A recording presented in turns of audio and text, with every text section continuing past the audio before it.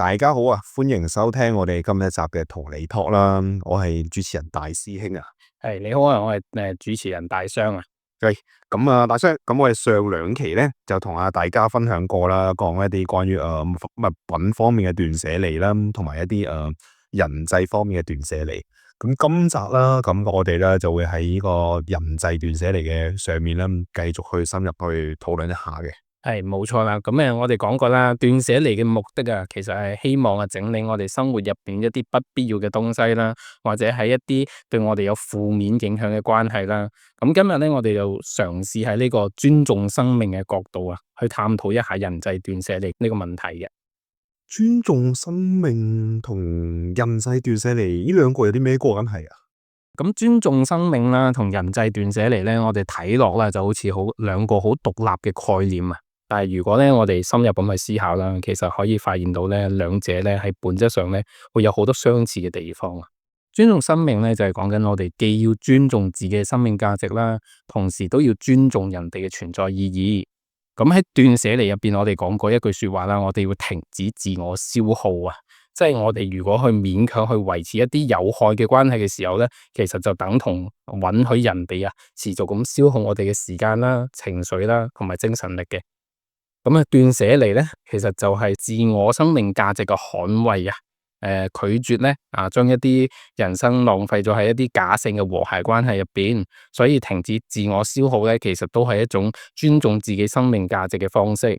我哋必須要承認啊，我哋嘅生命入邊咧，時間啦、精力都係有限嘅。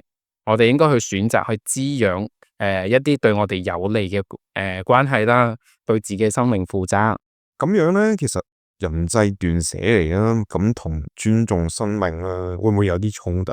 因為其實斷捨離好似俾人哋感覺好似就處理翻自己嘅狀態啦，咁就即係盡量避免去理人哋啲嘢啊嘛。聽落咧就好似係咁樣嘅，但係其實咧兩者之間係有一啲區別嘅。我哋咁講啦，即係斷捨離聽落好似好自私啦，即係顧住自己啦。但係其實自私其實係講緊單方面咁去剝削緊人哋，先叫做自私。但係斷捨離咧，其實我哋係做緊停止互相傷害嘅方式。譬如我哋咁講啦，自私即係我哋利用完朋友之後，我哋突然消失啦，呢種就係一種自私嘅行為啦。但係斷捨離其實係講緊我哋就係喺長期被情緒勒索後咧，我哋以一種溫柔堅定嘅方式去同對方劃清界線啦，咁樣嘅。原來係咁。喂，咁尊重生命啊，係咪真係等於其實要包容晒即係身邊嘅人？咁樣講啦，尊重生命咧，即係唔係話無條件咁樣去接納人哋嘅。咁我哋其實都會去有翻自己一個底線啦、界線啦。即係其實我哋都唔可以勉強去俾人哋去傷害自己啦。咁換個角度講啦，如果你知道呢段關係對你同對人哋其實都有傷害嘅，我哋勉強大家去維持呢段關係，其實都係剝削緊雙方去追求更好嘅生活嘅權利嘅。哦，咁點樣喺唔違背咯尊重生命嘅前提下啦，去做到斷捨離啊？咁樣咧，我哋其實可以以一種真誠嘅態度方式啦，去取代一種叫做我哋咁樣講啦，粗暴切割嘅關係。哦，咁我又唔係好明啦。咁其實具體應該要點樣做啊？咁樣咧，其實可以有兩種嘅方式嘅。咁第一種咧就係唔好迴避溝通啦。對於一啲曾經好親密嘅人啦，其實我哋都可以嘗試用一種真實嘅感受去話俾對方聽啦。例如我哋好珍惜其實我哋過去嘅一啲友誼啦，但係最近我哋可能發現我哋喺相處上面咧，可能大家都會覺得有啲攰啊。我哋或者需要調整下我哋自己嘅狀態啦，咁樣去令對方覺得好受啲。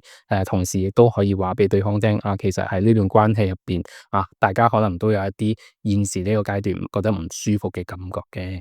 咁第二點啦，我哋保持基本善意啦。即使我哋要同對方可能保持一啲距離啦，但係我哋都唔好惡言相向啦。譬如我哋遇到一啲好容易抱怨嘅人啦，我哋可以減少私底下嘅來往，但係我哋唔需要喺背後去不停咁去話對方嘅不是啦。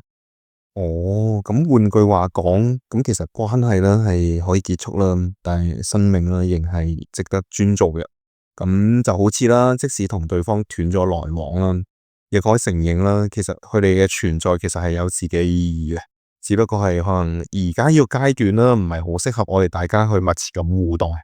冇錯啦，其實咧，對於如果有價值觀嚴重衝突嘅人啦，咁我哋首先啦，其實我哋要保持最低限度嘅尊重啦，同時我哋要保護自己嘅心理空間啦。其次，我哋都要接納人嘅複雜性啊。因為啦，可能某個人對你嚟講，可能喺你同嘅關係入邊，可能對你有害啦。但係喺換過一個角度去睇啦，佢喺其他人嘅眼中，可能係佢嘅至愛親朋啦。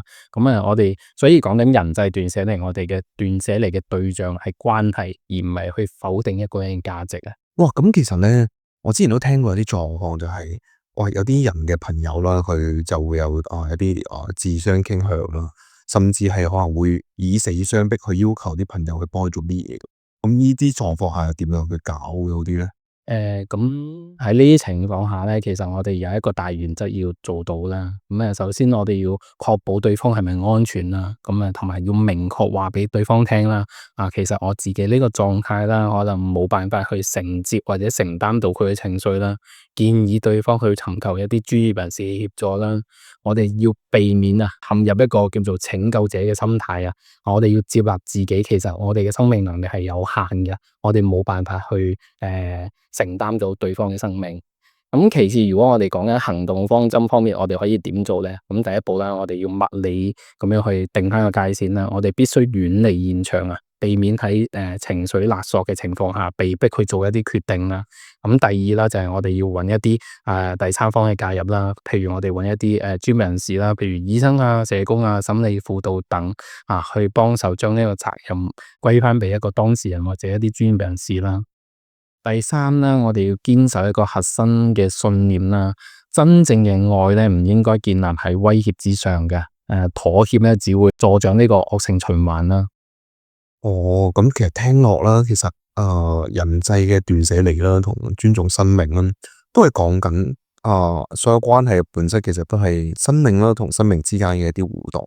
係噶，我哋講緊尊重生命同人際斷捨離啦，其實都係有兩個方面嘅重點嘅。第一啦，就係對自己啦，透過整理一啲關係啦，騰出一啲我哋內在嘅空間啦，令到自己可以更加穩定咁樣去成長啦，咁繼續去生活啦。咁對人哋啦，我哋都唔可以可能被對方消耗啦，或者我哋去消耗對方啦，令到大家個關係或者個生命力啦不斷降低啦，導致影響到可能雙方嘅一啲成長發展啦。哇，係喎，大生啱先聽你講過下咧，好似話有啲好玩嘅嘢啊，有個活動啊，想同大家分享下。係嘅，喺嚟緊嘅6月份咧，我哋會有一個關於生命教育嘅小組活動嘅。入邊我哋都會同大家去探討啦，尊重生命啊，珍惜生命啦，同埋欣賞生命、探索生命呢4大議題啦。我哋會透過唔同嘅活動啦，去同大家去探索翻佢哋嘅生命故事啦，從而去令到大家喺之後嘅生活入邊有更好嘅發展嘅。哦，哇，多謝你分享啊！個活動都聽落都好吸引啊，等我介紹下俾朋友先。咁我哋今日啦，今期嘅同你拖嘅節目咧就到呢度啦。多謝大家收聽啦。咁我哋下期再見啦，拜拜。